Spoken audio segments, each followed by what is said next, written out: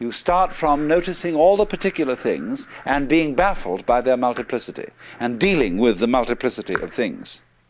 But as you go into this, you discover, as you understand things, what do you mean when you understand things? It means you become aware of their relationships to each other, and eventually you see the unity behind them. And it is as if the multiplicity of the world dissolved into unity. And so here you encounter a problem. I can see the world as a unity. I can see the world as a multiplicity. But how the devil am I going to put the two visions together? If I am to be a practical success in business, in family life, and so on, I have to observe the world of particulars. It's particulars that matter. I have to know chalk from cheese. But if I become a saint, a monk, or a hermit, then or even perhaps a poet or an artist, I will forget about the practical matters and contemplate the unity, the secret meaning underlying all events. But then all those practical people are going to say to me, you're falling down on the job. You've escaped from life. Because they feel that the world of particulars is the real world. But the other guy says, no, your particulars are not real. You make a success of things, yes, but it's completely temporary. You think you're an important person, that you're really contributing to human life. But actually, your success in doing this sort of thing lasts for a few years, and then you fall apart like everybody else does. Where's your success now? When you're dead, what happened to the millions of dollars you made? Where are you? They're all gone. So that isn't real from the standpoint of the person who concentrates on the unity. So then, to perfect our understanding, we have to go to the third of these worlds, which is called Ri Ji Mu Ge. Now, that means between Ri, the unity, and Ji, the particulars, Mu, there is no, Ge, block. That means the world of the universal and the world of particulars are not incompatible. Let's take two very different things and see how they can be united. Take shape and color. Never in a million years can you, with a black pencil that can draw shapes, make red.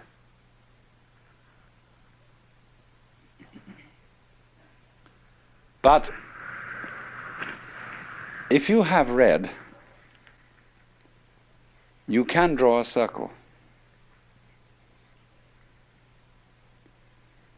You can draw a red circle, even though the circle shape and the red color will never be the same. Yet red circle, they go beautifully together. So think of circle as Ji and red as Ri. The circle is the particular, the color is the universal. They go together. So then we might say the properly rounded out person is both spiritual and material, both otherworldly and worldly.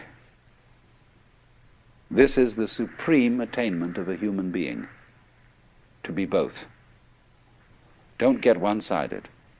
A person who is what you might call just a materialist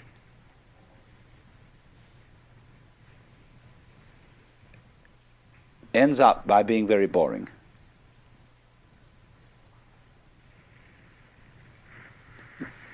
It's you know, you can live the successful life of the world and you can own every kind of material refinement. You can have the most beautiful home, delicious food, marvelous yachts and cars and everything. But if you have no touch of mysticism, it eventually is all perfectly boring, and you will get tired of it. Then on the other hand, there are people who are purely spiritual, and they live in a kind of dry world where all luxury has been scrubbed away, and they are very intense people. When you are in their presence of a very spiritual person, an excessively spiritual person, you feel inclined to sit on the edge of your chair. You are not at ease, because you know the eye of judgment is looking through you and going down into your very soul and finding that you're just a scallywag after all. And here's this absolutely sincere, this dreadfully honest and unselfish person. This is something which is always puzzling to people brought up in a Western environment, because great spiritual people are often very, very sensuous, because they can't be materialists in the ordinary sense. They can't be straight, open sensualists, because for them the world is too wonderful for that.